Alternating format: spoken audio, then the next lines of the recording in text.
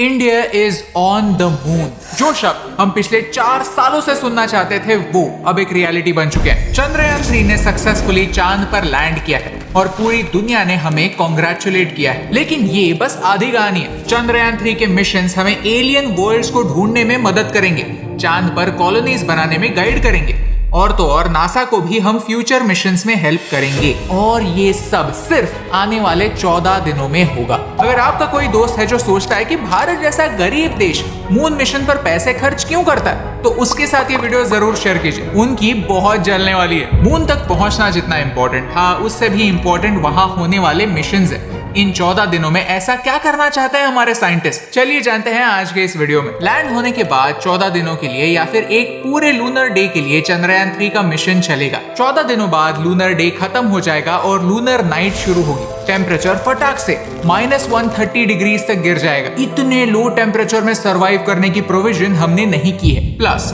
Solar powered होने की वजह से और पावर सोर्स ना होने की वजह से 14 दिनों बाद चंद्रयान का मिशन कंप्लीट होगा। लेकिन ये 14 दिन काफी इंपॉर्टेंट है क्योंकि चंद्रयान पर अलग अलग पेलोड्स यानी उपकरण है। चलिए एक एक पेलोड के बारे में समझते हैं। पूरे प्रोजेक्ट को 3 हिस्सों में बांट देते हैं। प्रोपल्शन मॉड्यूल जिसमें 1 पेलोड है, विक्रम लैंडर जिसमें 4 पेलोड है और प्रज्ञान रोवर जिसमें 2 पेलोड है। प्रोपल्शन मॉड्यूल में लगा है शेप यानी स्पेक्ट्रोपोलरिमेट्री ऑफ हैबिटेबल प्लैनेट अर्थ। ये मून को नहीं अर्थ को ऑब्जर्व करेगा। ऐसे कौन से क्वालिटीज है, कौन से कंपोनेंट्स हैं जो हमारी पृथ्वी को हैबिटेबल बनाता है, जिनकी वजह से लाइफ पृथ्वी पर पॉसिबल है। शेप यही स्टडी करना चाहता है। एज ऑफ नाउ हमने 5000 से ज्यादा एक्सोप्लैनेट्स डिस्कवर किए हैं। लेकिन इनमें से कौन से एक्सोप्लैनेट्स में लाइफ सर्वाइव करने के चांसेस हैं और कौन से एक्सोप्लैनेट्स में नहीं, ये जवाब हम इतना दूर बैठकर कैसे दे सकते हैं? वेल, इस इंस्ट्रूमेंट की हेल्प से, शेप से हमें हैबिटेबल एक्सोप्लैनेट्स ढूंढने में मदद होगी। ऐसे प्लैनेट्स जहां आज एलियंस हो सकते हैं या फिर जो फ्यूचर में हमारी कॉलोनीज बन सकते हैं। जो प्लैनेट्स हमसे कई लाइट ईयर्स दूर है, उन्हें हम किसी भी टेलीस्कोप से नहीं देख सकते। लेकिन हाँ, उन प्लैनेट्स से आने वाले लाइट को स्टडी जरूर कर सकते हैं। जो लाइट हमें दिखता है उसे विजिबल स्पेक्ट्रम कहा जाता है। लेकिन उस लाइट को छोड़कर भी और तरह के रेज होते हैं।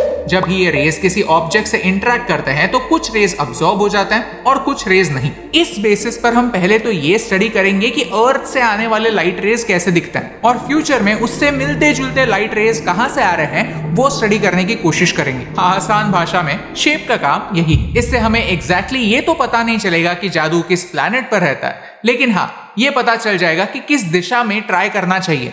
आगे बढ़ते हैं विक्रम लैंडर की ओर। विक्रम लैंडर का नाम father of Indian space program Vikram Sarabhai की स्मृति में है। उनके कंट्रीब्यूशन के बारे में हमने एक वीडियो बनाया है जो आप यहाँ पर देख सकते हैं। विक्रम का पहला पेलोड है ILSA, instrument for lunar seismic activity. जैसे अर्थ पर अर्थ को एक साथ है, चांद पर मून को एक साथ है। चंद्रयान 3 सिर्फ मून के सरफेस को ही नहीं, मून के कोर को भी स्टडी करना चाहता है। और ये कैसे होगा? साइस्मिक एक्टिविटी को स्टडी करके। लूनर कोर को स्टडी करना, वहां पर कौन से स्ट्रक्चर्स बनाए जाते हैं ये फिगर आउट करने के लिए इंपॉर्टेंट है। रंभा यानी radio anatomy of moon bound hyper sensitive ionosphere and atmosphere. हम सबको वातावरण यानी एटमॉस्फेयर के बारे में तो पता है, लेकिन अर्थ के अराउंड एक मैग्नेटोस्फीयर भी है जो हमें सूरज से आने वाले हार्मफुल रेडिएशन से बचाता है। चांद पर ऐसा कोई मैग्नेटोस्फीयर नहीं है। तो होता यह है कि सूरज के चार्ज पार्टिकल्स चांद तक डायरेक्टली पहुंचते हैं। सोलर रेडिएशन और मून के सरफेस की वजह से वहां एक चार्ज पार्टिकल्स का आयोनोस्फीयर बन जाता है। चांद का आयोनोस्फीयर अर्थ के आयोनोस्फीयर से 1 मिलियन गुना कम डेंस है। इसके बारे में ज्यादा रिसर्च अवेलेबल नहीं है। तो फिर रंभा एक इंपॉर्टेंट स्टेप फॉरवर्ड होगा। चास्टिक,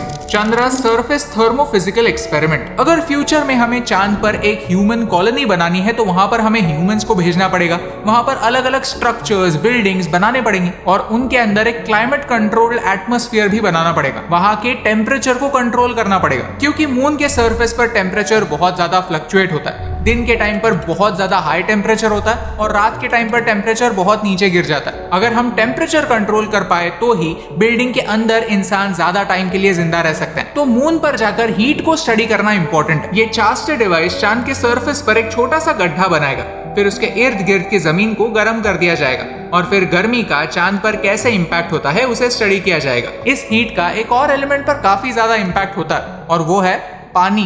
LRA, लेजर रिफ्लेक्टोमीटर अरे। आपने सोनार के बारे में तो सुना ही होगा। सबमरीन्स में सोनार डिवाइस होता है जो पानी के अंदर साउंड वेव्स भेजता है, जो पानी की डेप्थ पता करने में काम आती है। होता यह है कि सबमरीन साउंड वेव्स नीचे पानी की सरफेस की ओर इमिट करती हैं और टाइमर लगाती है। फिर उन वेव्स को नीचे के सरफेस से टकराकर ऊपर आने में कितना टाइम लगता है ये मेजर करती है। उससे पता चलता है कि पानी कितना गहरा है। ऐसा ही इंस्ट्रूमेंट है LRA। इंटरेस्टिंग बात यह है कि ये इंस्ट्रूमेंट नासा का है। उन्होंने सोचा कि चंद्रयान मून पर जा ही रहा है तो हमारा भी एक इंस्ट्रूमेंट लेकर जाए। तो LRA एक मिरर है जो लेजर की मदद से चांद और पृथ्वी के बीच का डिस्टेंस एक्यूरेटली मेजर कर पाएगा, जिससे फ्यूचर मिशंस के लिए बेटर कैलकुलेशंस करने में मदद होगी। 1970s में अपोलो प्रोग्राम के दौरान नासा ने ऐसे ही रिफ्लेक्टोमीटर चांद पर प्लेस किए थे, लेकिन अब टेक्नोलॉजी इंप्रूव हुई है। अब अमेरिका अपना आर्टेमिस मिशन लॉन्च करने जा रहा है, जिसका बजट होगा $93 बिलियन।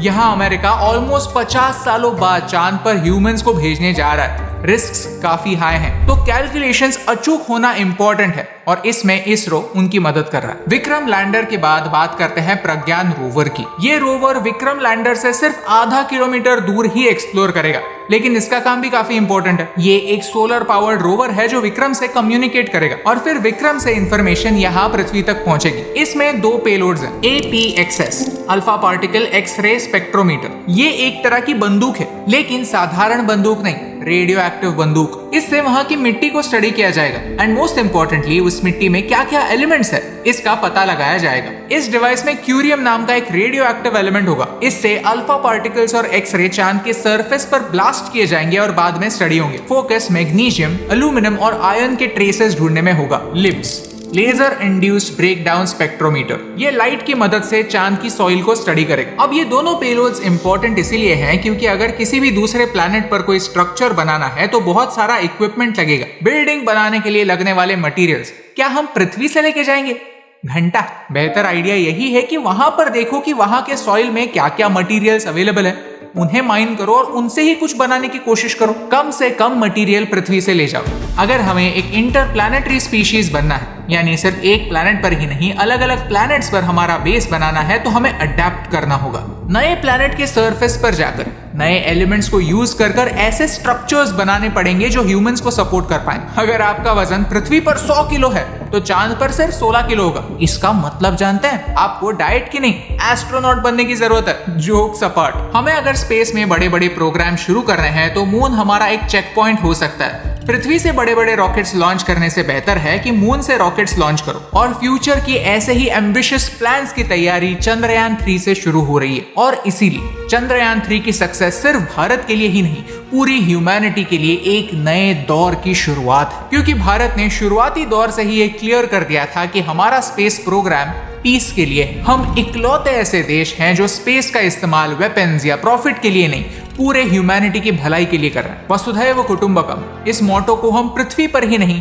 स्पेस में भी फॉलो करते हैं। ये हर भारतवासी के लिए शान की बात। चलिए अब सोचते हैं कि चंद्रयान 3 का लॉन्ग टर्म इम्पैक्ट क्या होगा। सबसे बड़ा इम्पैक्ट होगा इकोनॉमी पर। भारत का स्पेस सेक्टर आज $8 बिलियन का। एस्टिमेट्स कहते हैं कि 2040 तक हमारा स्पेस सेक्टर $40 बिलियन का होने वाला है। लेकिन ये फिगर्स चंद्रयान 3 के सक्सेस से पहले की फिगर्स हैं। हो सकता है कि अब ये प्रोग्रेस स्पीड पकड़ ले। जहां ग्लोबल स्पेस सेक्टर सिर्फ 2% पर एनम से ग्रो हो रहा है, भारत का स्पेस सेक्टर 4% पर एनम से ग्रो हो रहा है। प्लस हम स्पेस सेक्टर के स्टार्टअप्स को एनकरेज कर रहे हैं। आने वाले 1 या 2 सालों में ही आप भारत के स्पेस एक्स की कहानी सुनेंगे, जिनमें से कुछ तो ऑलरेडी बहुत अच्छा काम कर रहे हैं। Water based eco friendly engines बना रहे हैं, स्पेस के सारे सैटेलाइट्स का मैप बनाकर स्पेस ट्रैवल और सेफ बना रहे हैं। इन सारे स्पेस स्टार्टअप्स की कहानियां हम आप तक जल्द ही पहुंचाएंगे। अगर आप उनकी कहानियां जानना चाहते हैं तो सब्सक्राइब करना ना भूलिए। सेकेंड इम्पैक्ट होगा हमारी स्पेस कैपेबिलिटी पर। सॉफ्ट लैंडिंग काफी डिफिकल्ट होता है, जो हमसे पहले सिर्फ 3 और देशों ने किया है। इजराइल भी चांद पर सॉफ्ट लैंडिंग नहीं कर पाया था। हमारे पास सॉफ्ट लैंडिंग कैपेबिलिटीज हैं, ये हमने अब प्रूव कर दिया है। ये हमारे लिए गर्व की बात। यानी फ्यूचर के ह्यूमन मिशंस में हमारा और बड़ा योगदान होगा। जियोपॉलिटिक्स की बात करें तो अमेरिका रशिया के साथ या फिर चाइना के साथ कोई भी स्पेस प्रोजेक्ट लॉन्च नहीं करेगा,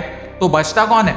हम। थर्ड इम्पैक्ट होगा हीलियम 3 माइनिंग। पृथ्वी के एनर्जी सोर्सेस खत्म हो रहे हैं, हमें अल्टरनेटिव एनर्जी की जरूरत होगी। हीलियम 3 का इस्तेमाल करके न्यूक्लियर फ्यूजन एक रास्ता हो सकता है। ये हीलियम 3 पृथ्वी पर काफी रेयर है, लेकिन चांद में अबंडेंटली अवेलेबल है। भारत ही नहीं, चाइना, रशिया और अमेरिका भी इसी एनर्जी को टैप करने की कोशिश में। आने वाले टाइम में हम एनर्जी ऑफ द फ्यूचर के बारे में भी वीडियो बनाएंगे। चंद्रयान इंपॉर्टेंट इसीलिए क्योंकि अब हमें स्पेस सेक्टर में इग्नोर करना दुनिया के लिए इम्पॉसिबल होगा। साथ ही साथ लूनर माइनिंग और मार्स मिशन की तैयारी में भी इस डेटा का काम होगा। इस वीडियो का पर्पस यही है कि एक आसान भाषा में टेक्निकल डिटेल्स आपको समझाएं। सिंप्लिसिटी के कारण अगर कोई गलती हो गई है तो माफी चाहता हूं। आई एम श्योर मुझसे बेहतर और नॉलेजेबल लोग कमेंट्स में मुझे करेक्ट जरूर करेंगे। लेकिन ये देखकर बहुत अच्छा लगता है कि 8 मिलियन से ज्यादा लोगों ने चंद्रयान 3 लैंडिंग यूट्यूब पर लाइव देखा। मल्टीप्लेक्सेस लैंडिंग के शोज दिखा रहे थे जो हाउसफुल थे। अलग अलग धर्म, जाति, पंथ के लोगों को साइंस ने एक साथ लाया।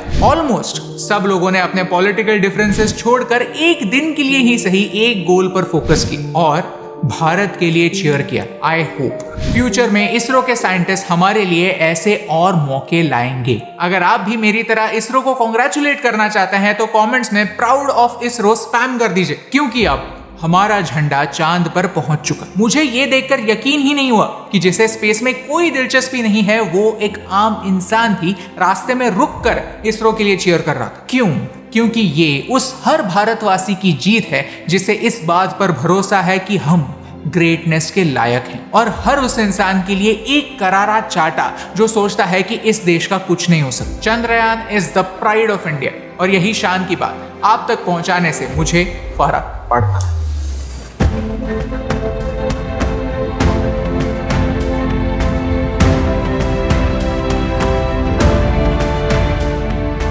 हे दोस्तों, thank you so much for watching this video till the end. अगर आपको ये वीडियो अच्छा लगा तो वो लाइक बटन प्रेस कीजिए। ऐसे ही और वीडियोस देखने के लिए चैनल को सब्सक्राइब करना ना। अगर आपको स्पेस में दिलचस्पी है तो ये मेरा फेवरेट वीडियो है, इसे मिस मत कीजिए। डॉक्टर विक्रम साराभाई को father of Indian space program के नाम से जाना जाता है। उनके बारे में हमने वीडियो यहाँ पर बना। Thank you so much for watching, क्योंकि आपके सपोर्ट से हमें फर्क पड़ता है।